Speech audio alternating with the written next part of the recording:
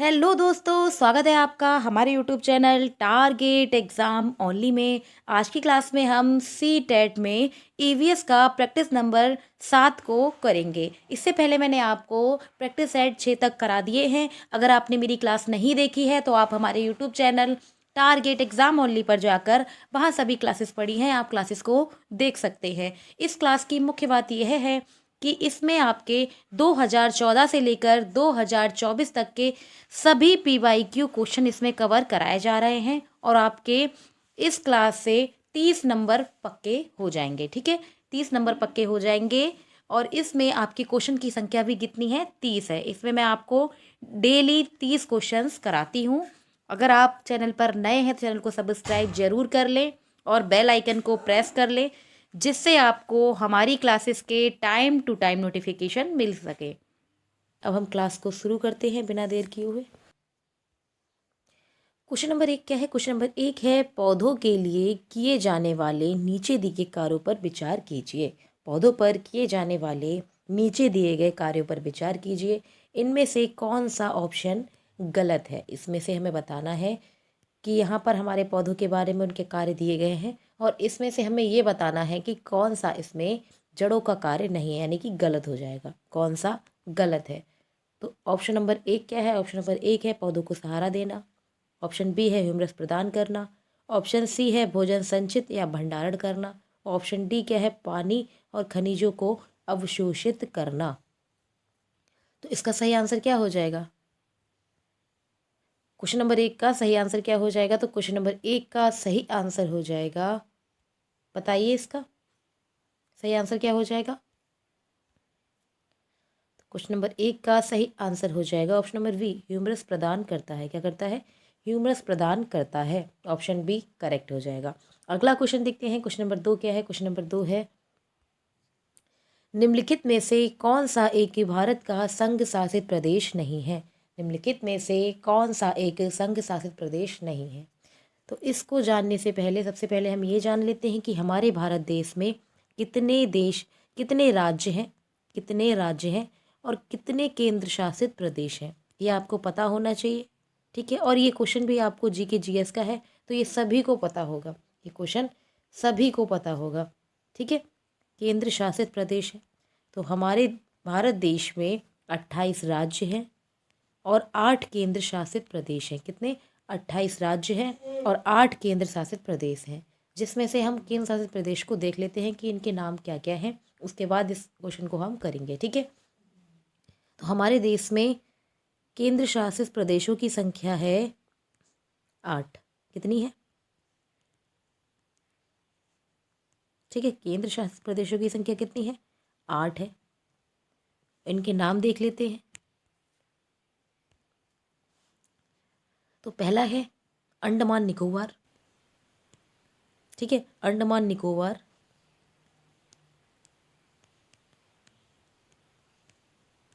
ठीक है, दूसरा है लद्दाख। दूसरा क्या है? लद्दाख। तीसरा है लक्षद्वीप। ठीक है, लक्षद्वीप। चौथा क्या है? चौथा है दादर नागर हवेली। दादरा नागर हवेली और दमन दीप, इनको जोड़ दिया गया, एक साथ मर्ज कर दिया गया है। पांचवा है जम्मू कश्मीर। पांचवा क्या है? जम्मू कश्मीर। ठीक है, छठा है चंडीगढ़। ठीक है, सातवां है दिल्ली। सातवां है दिल्ली और आठवां क्या है? आठवां है पुदुचेरी। क्या है? आठवां क्या है? आठवां है पुदुचेरी। ठीक है, तो कितने केंद्र शासित प्रदेश हैं? 8 केंद्र शासित प्रदेश हैं, जिसमें से अंडमान निकोबार, ऑप्शन बी क्या है? ठीक है, कौन कौन से हैं? अंडमान निकोबार 1, लद्दाख, लक्षद्वीप, दादर नागर हवेली और दमन और दीव, जम्मू कश्मीर, चंडीगढ़, दिल्ली और पुदुचेरी। तो कितनी संख्या है? इनकी संख्या है 8। अब इस क्वेश्चन को हम देखते हैं। क्वेश्चन क्या दे रखा है? क्वेश्चन दे रखा है कि इनमें से कौन सा केंद्र शासित प्रदेश नहीं है।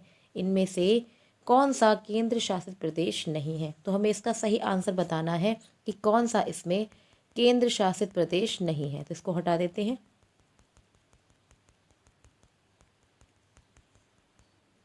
ठीक है, तो इसका सही आंसर हो जाएगा ऑप्शन नंबर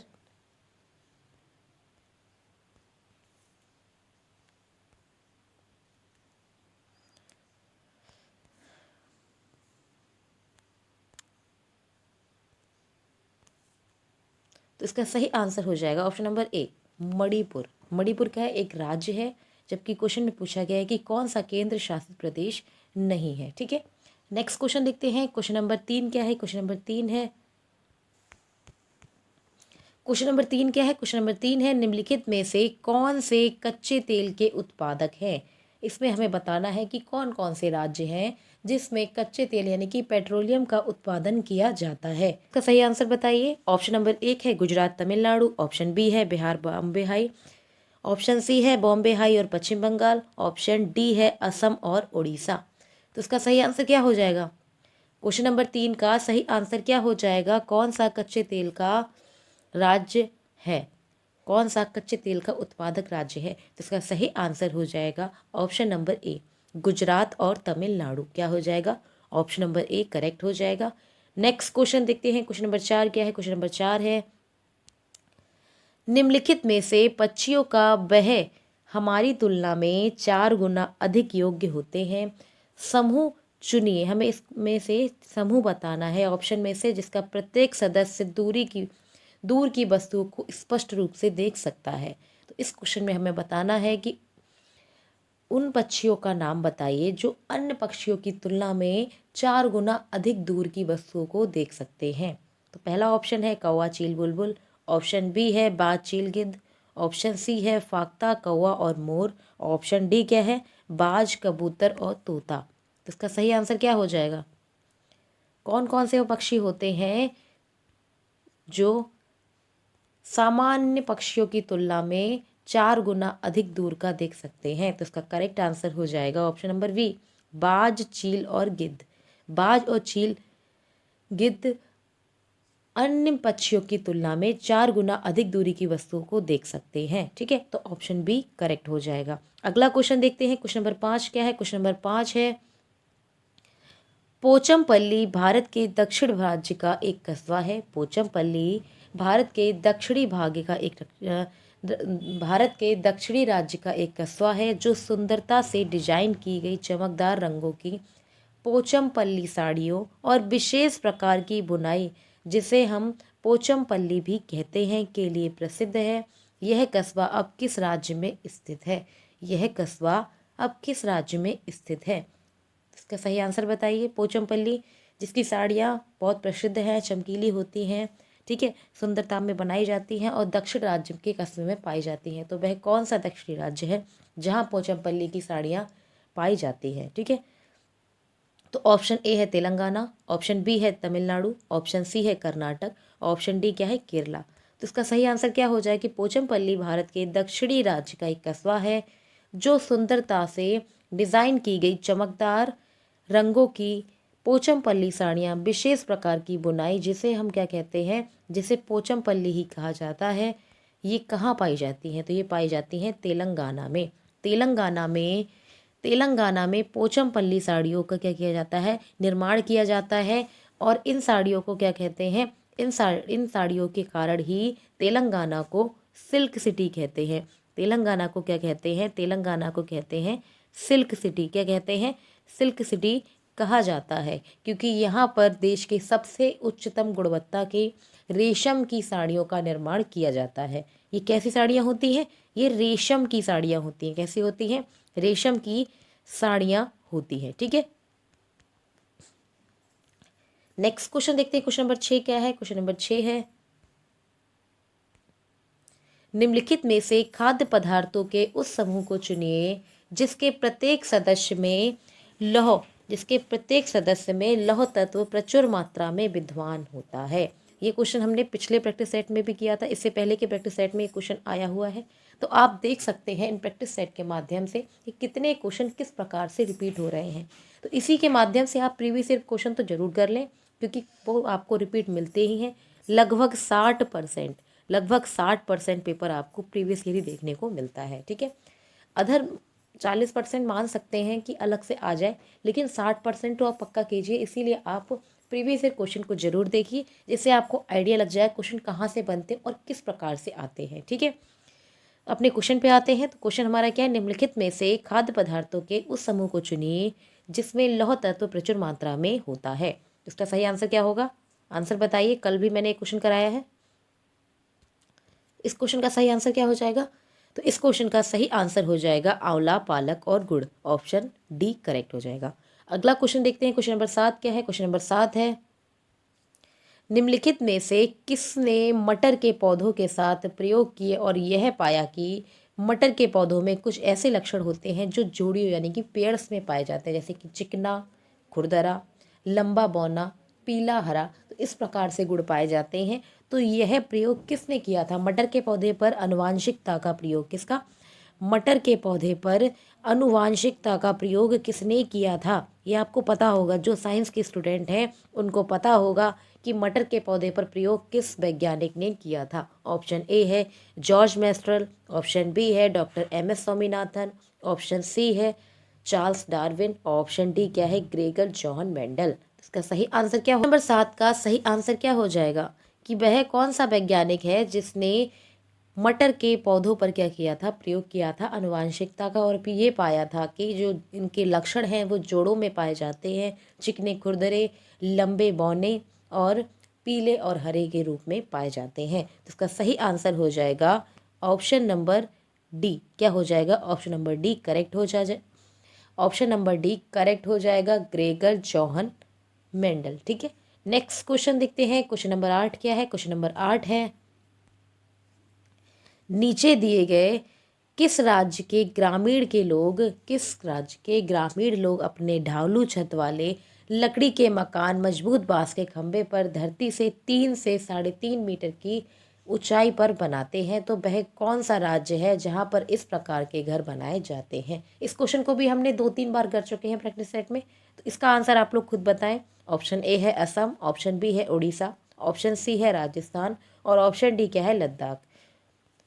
उस राज्य का नाम बताइए जहां पर बांस के घर बनाए जाते हैं। इसकी छतें मिट्टी की होती हैं और इनमें बांस के क्या होते हैं, खंबे बने होते हैं 3 से 3.5 मीटर की ऊंचाई पर। तो वह कौन सा राज्य है। तो इसका सही आंसर क्या हो जाएगा, इसका सही आंसर हो जाएगा ऑप्शन नंबर ए आसाम। क्या हो जाएगा, आसाम। अगला क्वेश्चन देखते हैं। क्वेश्चन नंबर 9 क्या है। क्वेश्चन नंबर 9 है,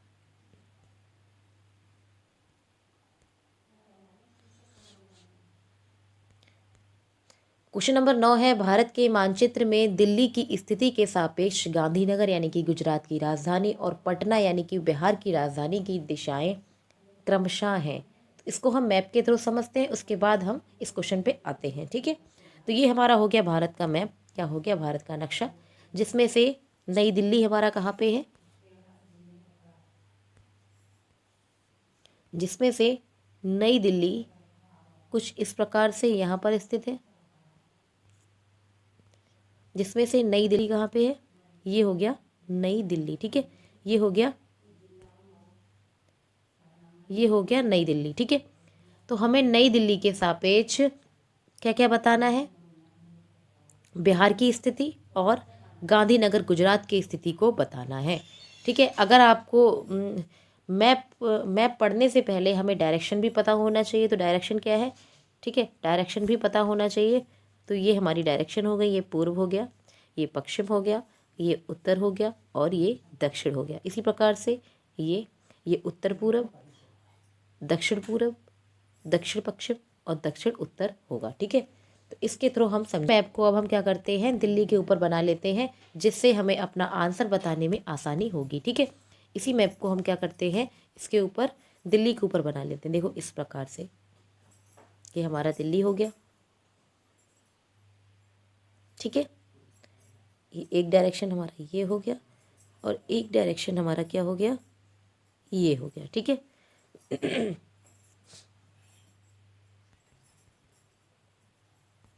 ठीक है, इसको हम डायरेक्शन बना लेते हैं, ये दिल्ली हो गया। ठीक, ये क्या हो गया, दिल्ली हो गया। ठीक है, तो मैंने आपको बताया था कि यहाँ पे पूर्व है, यहाँ पश्चिम है, यहाँ उत्तर है और यहाँ दक्षिण है। इसी प्रकार से ये हो जाएगा दक्षिण पूर्व, दक्षिण पश्चिम, उत्तर पूर्व और उत्तर पश्चिम। ठीक है, तो इस प्रकार से डायरेक्शन होती है, इनके थ्रू समझते हैं। ये हमारा है पटना बिहार। तो पटना बिहार कहाँ जाएगा? पटना बिहार पहुँच जाएगा दक्षिण पूर्व में। कहाँ पहुँचेगा? दक्षिण पूर्व में पहुँच जाएगा पटना बिहार। और यहाँ पर ये गुजरात है, तो गुजरात कहाँ पहुँचेगा? तो दक्षिण पश्चिम में। कहाँ पहुँचेगा?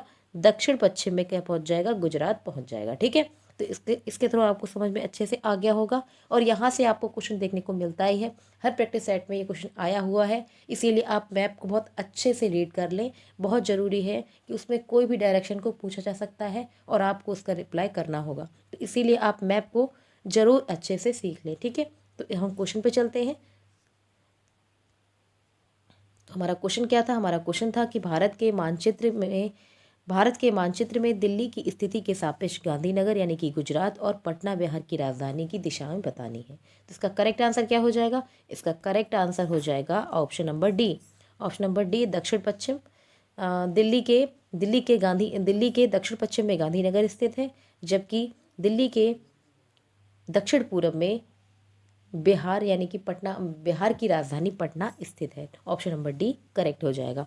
अगला क्वेश्चन देखते हैं। क्वेश्चन नंबर 10 क्या है? क्वेश्चन नंबर 10 है, आप एक एकीकृत ईवीएस कथा के लिए कैसे योजनाएं बनाएंगे? आप एक एकीकृत ईवीएस के लिए कथा कैसे यानी कि योजनाएं कैसे बनाएंगे? तो इसका सही आंसर क्या होगा कि आप एक एकीकृत ईवीएस कथा के लिए कैसे योजनाओं को बनाएंगे? तो ऑप्शन नंबर ए है विज्ञान और सामाजिक विज्ञान के अध्यापकों का प्रबंध करके। ऑप्शन बी है पर्यावरण विज्ञान के अलग अध्यापक का प्रबंध करके। ऑप्शन सी है एक पाठ में 2 या विषय क्षेत्रों को मिलाकर।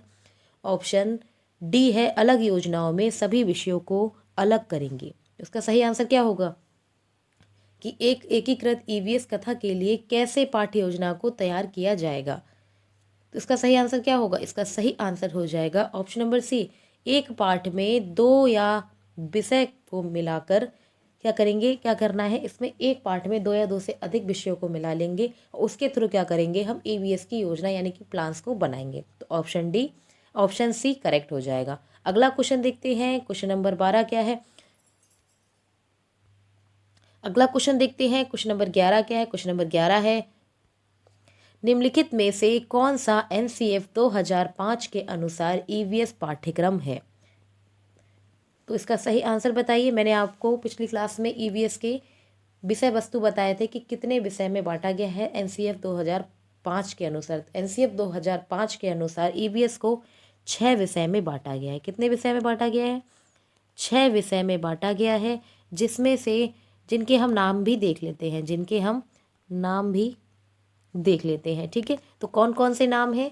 तो इसके नाम हैं परिवार एवं मित्र। क्या क्या है? परिवार एवं मित्र। ठीक है, परिवार एवं मित्र, आवास, भोजन, पानी,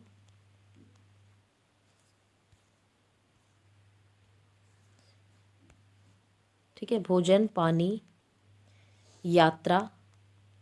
और छठा क्या है? छठा है चीज़ें जो हम बनाते हैं। लिख देते हैं यहाँ पे कि चीज़ें जो हम बनाते हैं, इसको हटा देते हैं। ठीक है, क्या है छठा? क्या है? छठा है चीज़ें जो हम बनाते हैं और करते हैं। क्या है? चीज़ें जो हम बनाते हैं और करते हैं। तो इसका सही आंसर क्या हो जाएगा? इस क्वेश्चन का सही आंसर हो जाएगा ऑप्शन नंबर ए। ठीक है, ये 5 हमारी विषय वस्तु यहाँ पर हो गए और छठा हमारा क्या है? चीज़ें जो हम बनाते हैं और करते हैं। चीज़ें जो हम बनाते हैं, करते हैं, परिवार एवं मित्र, आवास, भोजन, पानी, यात्रा। तो एनसीएफ 2005 के अनुसार 6 विषय बताए गए हैं। ये कुछ इस प्रकार से हैं। ठीक है, ऑप्शन ए करेक्ट हो जाएगा। अगला क्वेश्चन देखते हैं। क्वेश्चन नंबर 12 क्या है? क्वेश्चन नंबर 12 है, उपाख्यान अभिलेखों में क्या नहीं दर्ज करना चाहिए? उपाख्यान अभिलेखों में क्या नहीं दर्ज करना चाहिए? तो इसका सही आंसर क्या हो जाएगा? इसको हमें कूट के थ्रू बताना है कि कौन सा आंसर इसमें करेक्ट होगा।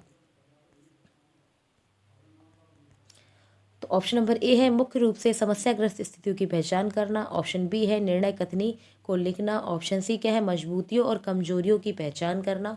ऑप्शन डी क्या है बच्चों की रुचि, संबंधों आदि की पहचान करना। तो क्वेश्चन नंबर 12 का सही आंसर क्या हो जाएगा? क्वेश्चन नंबर 12 का सही आंसर बताइए।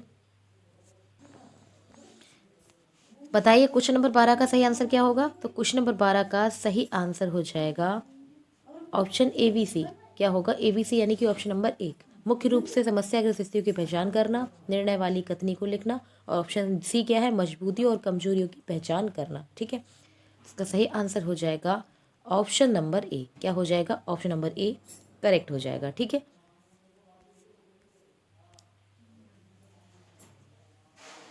ठीक है, नेक्स्ट क्वेश्चन देखते हैं। क्वेश्चन नंबर 13 क्या है? क्वेश्चन नंबर 13 है स्मृति अपने शिक्षार्थियों को कार्य से संबंधित लैंगिक विषमता और रूढ़िवादी छवियों के प्रति संवेदनशील करना चाहती है। स्मृता को निम्नलिखित में से अपनी कक्षा में क्या करना चाहिए? क्वेश्चन को एक बार फिर से देखते हैं कि स्मृति जो है वो अपने शिक्षार्थियों को कार्य से संबंधित लैंगिक विषमता यानी कि जेंडर वाइज और रूढ़िवादी जो छवियां हैं उनके प्रति संवेदनशील बनाना चाहती है। स्मृति निम्नलिखित में से अपनी कक्षा में क्या करना चाहती है? ठीक है, उसको क्या करना चाहिए कि बच्चे लैंगिक विषमता और रूढ़िवादी छवियों के प्रति क्या हो संवेदनशील बने। ठीक है, तो ऑप्शन ए क्या है? ऑप्शन ए क्या है? ऑप्शन ए है केवल लड़कों में प्रतिदिन कक्षा को साफ करने को कहे। ऑप्शन बी है एक छात्र को माँ के एक छात्र की माँ को कक्षा में आमंत्रित करे जो ऑटो चालक है। ऑप्शन सी है रूढ़िवादी मॉडलों को छात्रों को प्रस्तुत करें। ऑप्शन डी क्या है विभिन्न प्रकार के कार्यों के फ्लैश कार्ड बनाए। इसका सही आंसर क्या हो जाएगा कि स्मृता जो है स्मृता एक टीचर है जो अपने बच्चों के लिए अपने शिक्षार्थियों के लिए लैंगिक विषमता और रूढ़िवादी छवियों के प्रति संवेदन बनाना चाहती है। तो उसे क्या करना चाहिए? तो उसे करना चाहिए कि एक छात्र की माँ को उसे क्या करना चाहिए कि एक छात्र की माँ को कक्षा में आमंत्रित करना चाहिए जो ऑटो चालक है।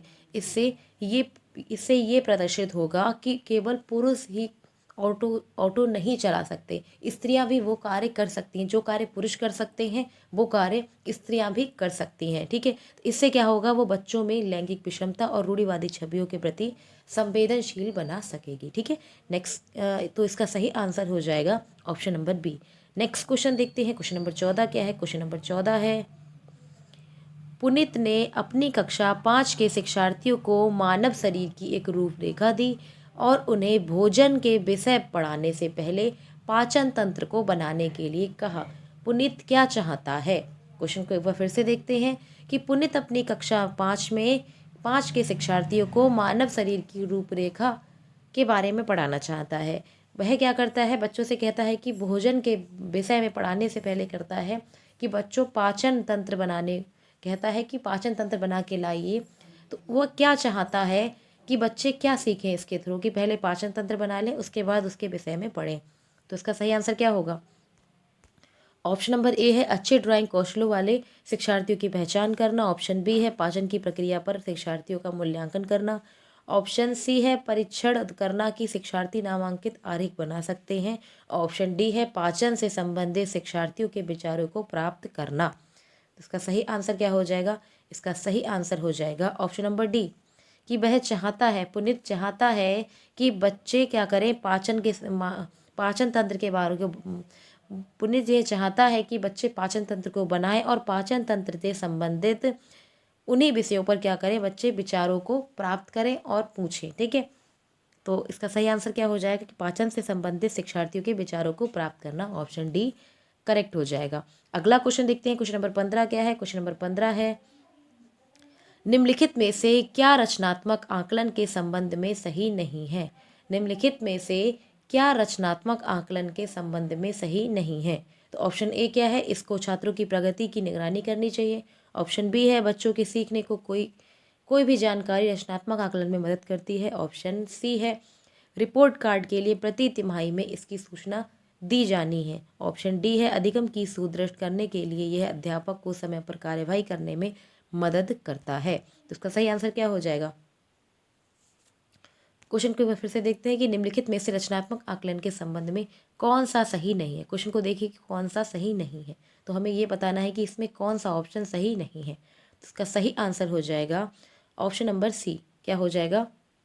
इसका सही आंसर हो जाएगा option number C, report card के प्रत्येक तिमाही में इसकी सूचना दी जानी चाहिए। ऑप्शन सी करेक्ट हो जाएगा। अगला क्वेश्चन देखते हैं। क्वेश्चन नंबर 16 क्या है? क्वेश्चन नंबर 16 है, राजमा चावल और छोले भटूरे किस राज्य के सामान्य लोगों का सर्वप्रिय भोजन है? तो राजमा चावल कौन से राज्य में प्रिय हैं? कौन से राज्य के व्यक्ति राजमा चावल और छोले भटूरे को खाते हैं, अत्यधिक पसंद करते हैं, अत्यधिक पसंद करते हैं? तो इसका सही आंसर क्या हो जाएगा? सही आंसर बताइए। ऑप्शन नंबर ए है छत्तीसगढ़, ऑप्शन नंबर बी है गुजरात, ऑप्शन सी है पंजाब, ऑप्शन डी क्या है? उत्तराखंड। तो इसका सही आंसर क्या हो जाएगा कि राजमा चावल और छोले भटूरे किस राज्य के सबसे प्रिय भोजन है? क्या है? प्रिय भोजन है। तो इसका सही आंसर क्या हो जाएगा? सही आंसर हो जाएगा ऑप्शन नंबर सी पंजाब। क्या हो जाएगा? Option number C Punjab. Punjab में राजमा चावल और छोले भटूरे को बहुत ही पसंद के रूप में खाया जाता है, बहुत ही पसंद से खाया जाता है। तो इसका ऑप्शन नंबर सी करेक्ट हो जाएगा। अगला क्वेश्चन देखते हैं। क्वेश्चन नंबर 17 क्या है? क्वेश्चन नंबर 17 है, 26 जनवरी 2001 को भुज में भूकंप के झटके लगे थे। भुज किस राज्य में स्थित है? भुज किस राज्य में स्थित है? तो इसका सही आंसर बताइए कि 26 जनवरी 2001 को भुज नामक स्थान पर भूकंप के झटके लगे थे और ये स्थान अब कहाँ, कौन से राज्य में स्थित है? ऑप्शन ए है गुजरात, ऑप्शन बी है Uttarakhand, option C Maharashtra, option D क्या है? जम्मू एंड कश्मीर। तो इसका सही आंसर क्या हो जाएगा? सही आंसर बताइए।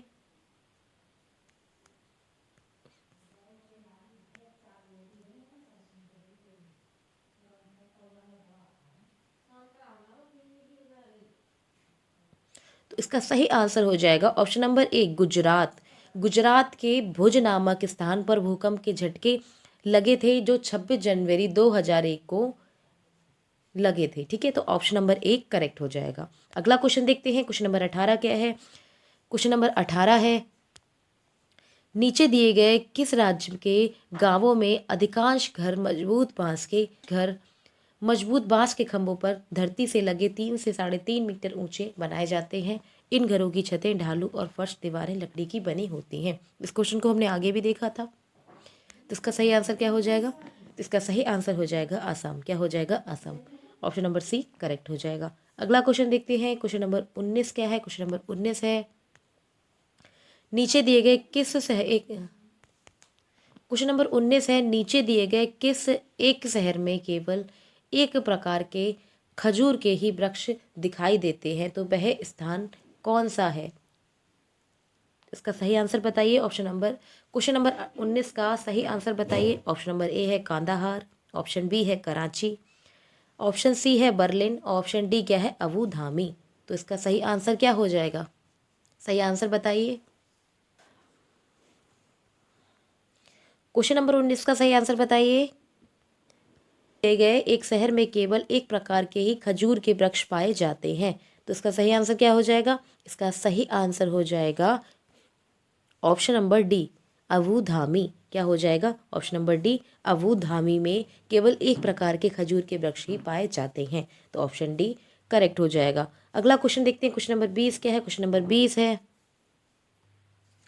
भोपाल गांधीनगर के ठीक पूरब में है। भोपाल गांधीनगर के ठीक पूरब में है तथा बेंगलुरु भोपाल के ठीक दक्षिण में है। तो बेंगलुरु के सापेक्ष हमें गांधीनगर की स्थिति को बताना है। क्या करना है? बेंगलुरु के सापेक्ष गांधीनगर की दिशा को हमें बताना है। ठीक है, तो इसको हम देखने से पहले सबसे पहले मैप को देख लेते हैं। मैप के थ्रू इसको हम समझते हैं। क्वेश्चन में क्या दिया रखा है? क्वेश्चन में दे रखा है कि भोपाल गांधीनगर के पूरब में है। तो हम देखते हैं कि भोपाल कहाँ पे है। भोपाल किसकी राजधानी है? तो भोपाल राजधानी है मध्य प्रदेश की। किसकी राजधानी है? मध्य प्रदेश की। तो ये हमारा हो गया भोपाल। ठीक है, और क्या दिया गया है? क्वेश्चन में दिया गया है कि भोपाल गांधीनगर के ठीक पूरब में है। तो ये गांधीनगर हो गया। ठीक है, गांधीनगर यानी कि गुजरात। तो गुजरात के पूरब में क्या है? गुजरात के पूरब में क्या है? गुजरात के पूर्व में क्या है, तो मध्य प्रदेश है। क्या है, गुजरात के पूर्व में क्या है, मध्य प्रदेश है। यहाँ पर हमारी डायरेक्शन हो जाएगी, ये कुछ इस प्रकार से डायरेक्शन हो गई। ठीक है, ये हमारी क्या हो गई, डायरेक्शन होगी। मैंने आपको बताया था कि इस साइड को सीधे हाथ पे पूरब होता है, यहाँ पश्चिम होता है, यहाँ उत्तर होता है, और यहाँ क्या होता है, दक्षिण होता है। ठीक है, और क्वेश्चन में आगे क्या दे रखा है, आगे दे रखा है कि बेंगलुरु भोपाल के ठीक दक्षिण में है। तो भोपाल के ठीक दक्षिण में क्या है, बेंगलुरु, यानी कि कर्नाटक। ये हो गया बेंगलुरु। ठीक है, ठीक है, क्वेश्चन में दिया रखा है कि मध्य प्रदेश यानी कि भोपाल के ठीक दक्षिण में क्या है, बेंगलुरु। ये हमारा कर्नाटक की राजधानी क्या होती है, तो कर्नाटक की राजधानी बेंगलुरु होती है। क्या होती है, बेंगलुरु है। ठीक है, क्या होती है, बेंगलुरु है। तो हमें अब बताना है कि बेंगलुरु के सापेक्ष गांधीनगर की स्थिति, बेंगलुरु के सापेक्ष गांधीनगर की हमें स्थिति को बताना है। ठीक है, तो इसको भी हम मैप के थ्रू समझते हैं। यहाँ हमारा क्या हो जाएगा, ये हो जाएगा कर्नाटक यानी कि बेंगलुरु। इसके सापेक्ष हमें बताना है गांधीनगर की स्थिति। तो ये हमारा डायरेक्शन हो गया। ठीक है, ये इधर जाएगा और ये इधर। ठीक है,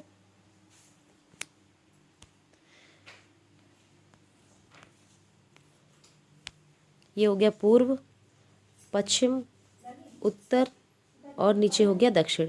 तो यहाँ पर क्या हो गया, ये हो गई उत्तर पश्चिम। क्या हो जाएगा, उत्तर पश्चिम में क्या होगा, उत्तर पश्चिम में गुजरात गांधीनगर स्थित होगा। ठीक है, इसको मिटा देते हैं और एक बार फिर से मैं आपको समझा देती हूँ।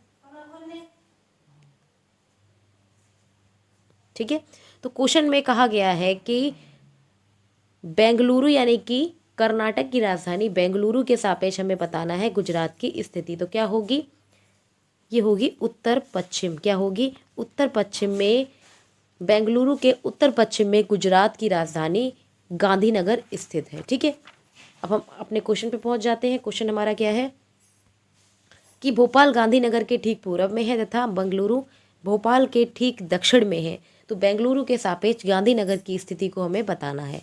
इसका सही आंसर क्या हो जाएगा, तो इसका सही आंसर हो जाएगा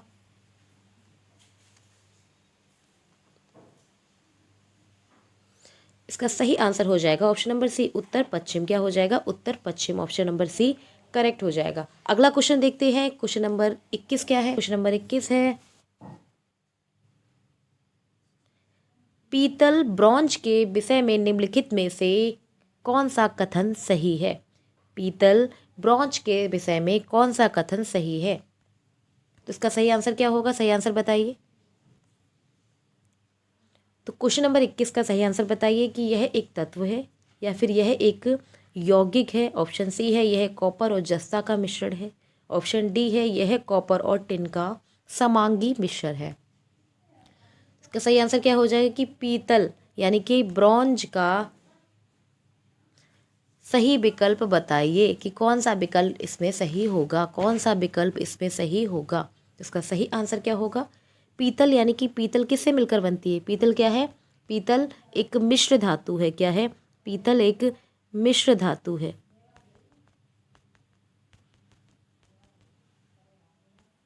ठीक है, पीतल क्या है, पीतल एक मिश्र धातु है।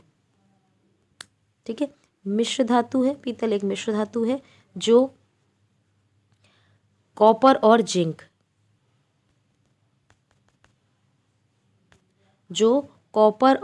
के मिक्सचर से बनी होती है। कॉपर और जिंक, ठीक है, कॉपर और जिंक से मिलकर बनी होती है। किससे, कॉपर और जिंक। कॉपर कहते हैं केमिस्ट्री में कॉपर, ये इसका सिंबल होता है। जिंक का होता है Zn, जिंक का क्या होता है, Zn से मिलकर बनती है।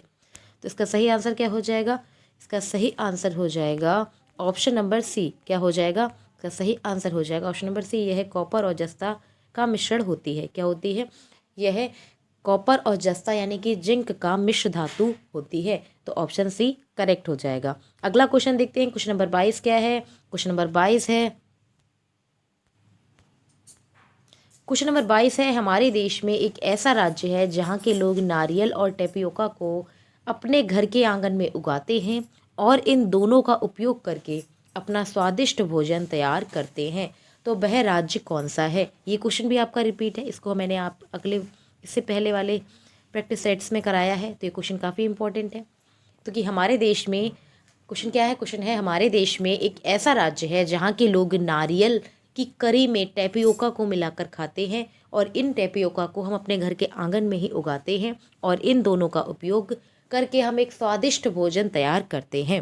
इसका सही आंसर क्या हो जाएगा, ये किस राज्य का एक स्वादिष्ट भोजन है। तो यह किस राज्य का है, यह केरल राज्य का। कौन से राज्य का, केरल राज्य का एक स्वादिष्ट भोजन है जिसमें नारियल की करी में भिगो कर क्या करते हैं, टेपियोका को खाते हैं।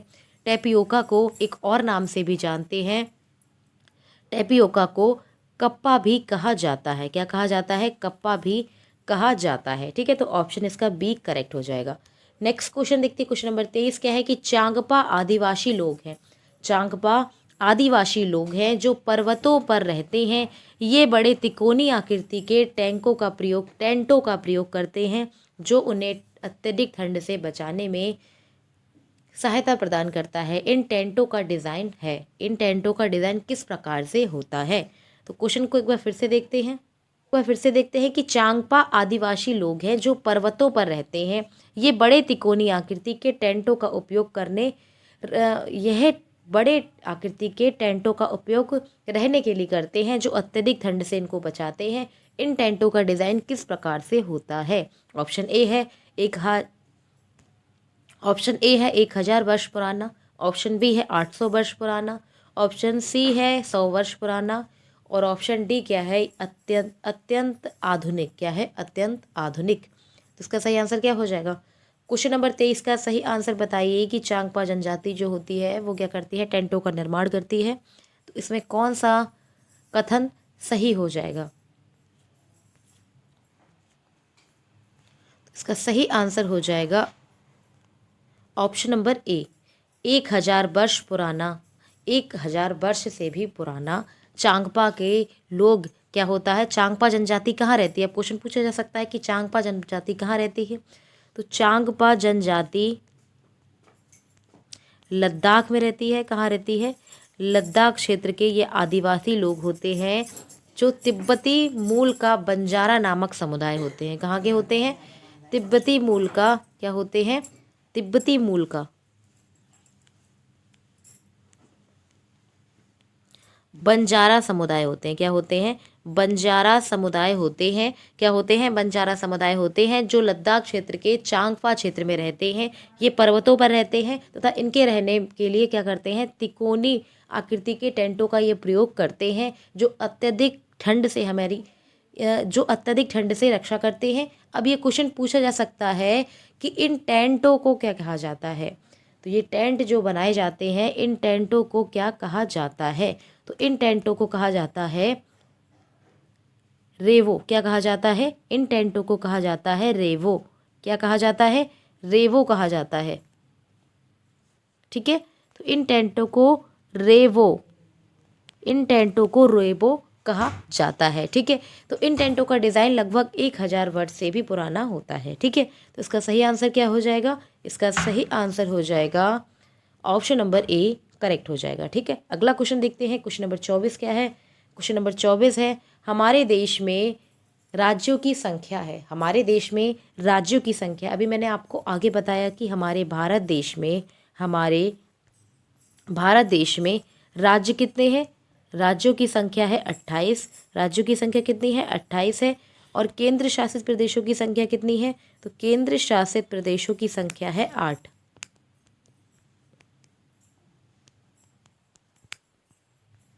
ठीक है, केंद्र शासित प्रदेशों की संख्या कितनी है, 8 है। इसका सही आंसर क्या हो जाएगा, इसका सही आंसर हो जाएगा हमारे भारत देश में राज्यों की संख्या 28 है। क्या है, राज्यों की संख्या 28 है, तो ऑप्शन बी करेक्ट हो जाएगा। अगला क्वेश्चन देखते हैं, क्वेश्चन नंबर 25 क्या है। क्वेश्चन नंबर 25 है नीचे दिए गए उन 3 राज्यों के एक समूह को चुनिए जिसमें से सभी राज्यों के समुद्र तट बंगाल की खाड़ी में स्थित है। क्वेश्चन को एक बार फिर से देखते हैं कि नीचे दिए गए उन 3 राज्यों के एक समूह को चुनिए जिसमें सभी राज्यों के समुद्र तट बंगाल की खाड़ी पर हैं। तो इसका सही आंसर क्या हो जाएगा।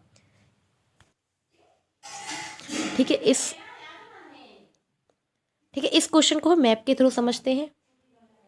यहाँ पर हमारी क्या हो गई, यहाँ पर होगी बंगाल की खाड़ी। क्या होगी, बंगाल की खाड़ी। और क्वेश्चन में पूछा गया है कि बंगाल की खाड़ी में स्थित राज्यों के नाम को बताइए। तो यहाँ पर हमारा हो गया पश्चिम बंगाल, जिसकी राजधानी कोलकाता होती है। यहाँ पर है उड़ीसा, उड़ीसा की राजधानी क्या है, भुवनेश्वर। यहाँ पर आंध्र प्रदेश है, आंध्र प्रदेश की राजधानी क्या है, अगरतला। इसी प्रकार से यहाँ पर तमिलनाडु है, तमिलनाडु, ठीक है। और यहाँ पर क्या है, चेन्नई है। यहाँ पर क्या है, तमिलनाडु की राजधानी क्या है, चेन्नई होती है। और यहाँ पर कुछ केंद्र शासित प्रदेश भी हैं, जैसे पुदुचेरी, जैसे पुदुचेरी। तो इसमें क्या हो जाएगा, बंगाल की खाड़ी में स्थित राज्य कौन कौन से हो जाएंगे।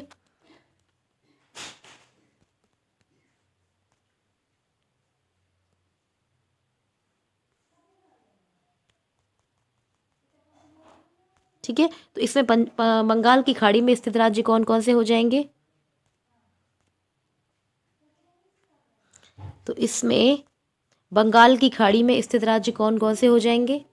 तो पहला है हमारा पश्चिम बंगाल, पहला क्या है, पश्चिम बंगाल, ठीक है, पश्चिम बंगाल, सही से लिखते हैं, ठीक है। क्या हो जाएगा, पहला हो जाएगा पश्चिम बंगाल, ठीक है, पश्चिम बंगाल। दूसरा है उड़ीसा, उड़ीसा, ठीक है, उड़ीसा। तीसरा है आंध्र प्रदेश,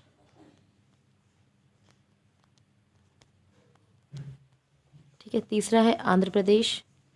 और चौथा क्या है, तमिलनाडु, चौथा क्या है, तमिलनाडु, ठीक है, तमिल। तो इसका सही आंसर क्या हो जाएगा, हम क्वेश्चन पे पहुंचते हैं अपने। हमारा क्वेश्चन क्या था, हमारा क्वेश्चन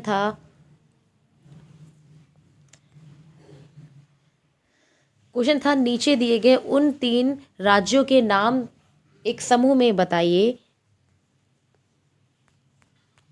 क्वेश्चन क्या था, क्वेश्चन था कि नीचे दिए गए 3 राज्यों के एक समूह को चुनिए जिसके सभी राज्यों के समुद्र तट बंगाल की खाड़ी में स्थित है। तो इसका सही आंसर क्या हो जाएगा, इसका सही आंसर हो जाएगा उड़ीसा, आंध्र प्रदेश, तमिलनाडु, बिल्कुल सही।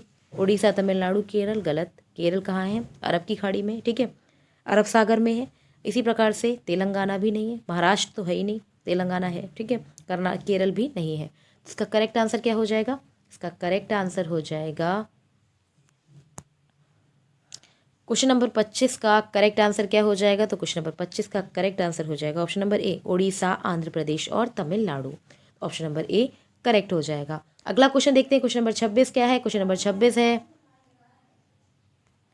चिराओ कहाँ का लोक नृत्य है। चिराओ कहाँ का लोक नृत्य है, तो इसका आंसर बताइए। ये क्वेश्चन भी मैं करा चुकी हूँ, इसका आंसर आप लोग बताइए क्या होगा इसका सही आंसर।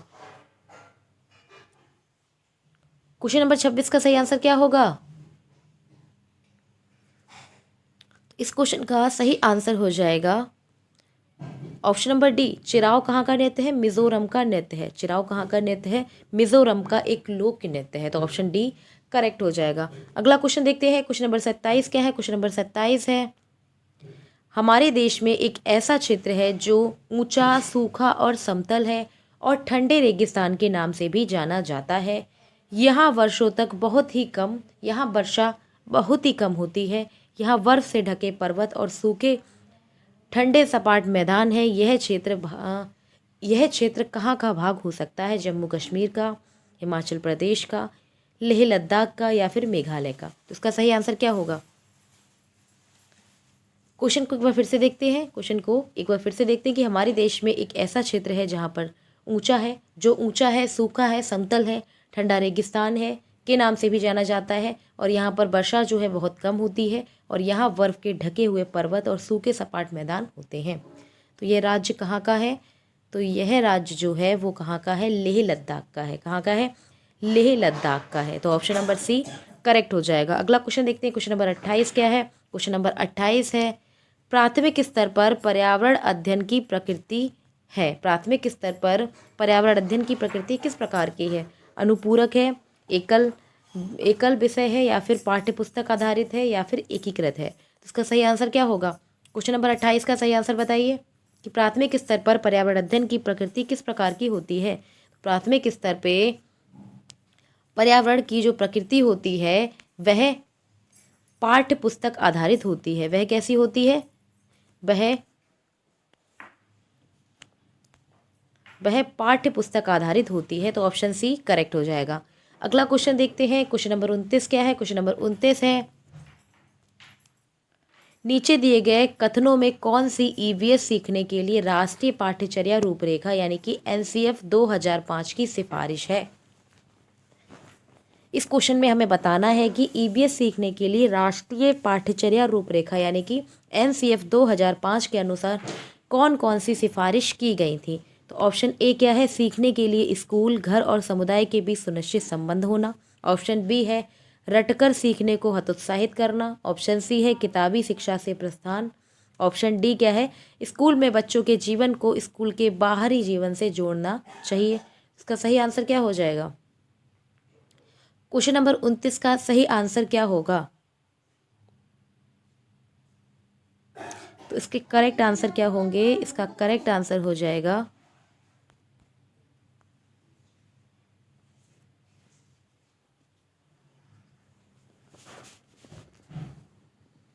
इसका सही आंसर हो जाएगा ऑप्शन को एक बार फिर से देखते हैं कि सीखने के लिए स्कूल्स, घर, समुदाय के बीच सुनिश्चित संबंध बनाना, बिल्कुल सही बात है। ऑप्शन बी है रटकर सीखने को हतोत्साहित करना, बिल्कुल सही बात है। और ऑप्शन सी है किताबी शिक्षा से प्रस्ताव, बिल्कुल सही है। बाहरी जीवन से भी बच्चों को सीखना चाहिए, किताबी ज्ञान से ही नहीं सीखना चाहिए। तो इसका सही आंसर क्या हो जाएगा? इस क्वेश्चन का सही आंसर हो जाएगा ABC। तो कूट में बताइए कौन सा ऑप्शन सही होगा? तो कूट में हमारा ऑप्शन नंबर सी करेक्ट हो जाएगा, ABC। ठीक है, नेक्स्ट क्वेश्चन देखते हैं। नेक्स्ट क्वेश्चन क्या है? क्वेश्चन नंबर 30 है, प्राथमिक स्तर पर पर्यावरण अध्ययन की शिक्षा शास्त्र के संबंध में निम्नलिखित में से कौन सा कथन सत्य है? क्वेश्चन नंबर 30 क्या है कि प्राथमिक स्तर पर पर्यावरण अध्ययन की शिक्षा शास्त्र के संबंध में निम्नलिखित में से कौन सा कथन सही है? ऑप्शन ए है बाल केंद्रित है। ऑप्शन बी है यह किताबी है। ऑप्शन सी क्या है कि इसमें प्रशिक्षक के रूप में शिक्षक शामिल है। ऑप्शन डी क्या है? यह पुनर्प्राप्त प्रथाओं पर केंद्रित है। इसका सही आंसर क्या होगा? क्वेश्चन नंबर 30 का सही आंसर बताइए। लास्ट क्वेश्चन है हमारा। क्वेश्चन को एक बार फिर से देखते हैं कि प्राथमिक स्तर पर पर्यावरण अध्ययन की शिक्षा शास्त्र के संबंध में निम्नलिखित में से कौन सा कथन सही है? इस क्वेश्चन का सही आंसर हो जाएगा ऑप्शन नंबर ए, यह बाल केंद्रित है, क्योंकि बच्चे की शिक्षा को बाल केंद्रित बनाया गया है। बच्चे की शिक्षा को बाल केंद्रित बनाया गया है कि ज़्यादा से ज़्यादा बच्चा अपने खुद के अनुभवों से सीखे। ठीक है, अब हम अपनी क्लास को यहीं पे ख़त्म करते हैं। हमारी क्लास में क्वेश्चनों की संख्या 30 थी, जो हमारे क्या है प्रीवियस ईयर क्वेश्चन है। ये प्रीवियस ईयर क्वेश्चन हमारे लगभग ख़त्म होने वाले हैं। ठीक है, लगभग हमारे पूरे होने वाले हैं। और अगर आपने मेरी पिछली क्लासेस नहीं देखी है तो आप मेरी पिछली क्लासेस को देख सकते हैं। वहाँ मैंने प्रीवियस ईयर सभी क्वेश्चन को विस्तार पूर्वक समझाया भी है और कराया भी है। ठीक है, विस्तार पूर्वक अच्छे से बताया है।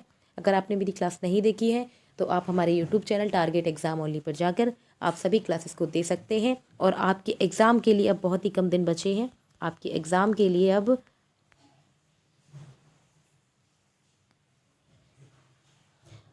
आपके एग्ज़ाम के लिए अब 40+ दिन बचे हैं। आपके एग्ज़ाम के लिए 40 से 45 दिन बचे हैं। ठीक है, आपका एग्ज़ाम जो है वो CTET कौन सी फरवरी को? 8 फरवरी को होना तय है। तो आपका एग्ज़ाम में भी अब कम दिन बचे हैं। तो आप ज़्यादा से ज़्यादा आप क्या करें, प्रैक्टिस करें और कॉन्सेप्ट को क्लियर करें, क्योंकि आपके जो एग्ज़ाम होता है वो कॉन्सेप्चुअल होता है, यानी कि उसमें आपका दिमाग किस प्रकार से कार्य करता है ये आपको उसके थ्रू क्या करना होता है, आंसर देने होते हैं। ये नहीं कि आपने रट लिया और आप आंसर दे रहे हैं, ऐसा नहीं होता है इसमें। ठीक है, क्लास अच्छी लगी तो लाइक शेयर सब्सक्राइब करें। Thank you.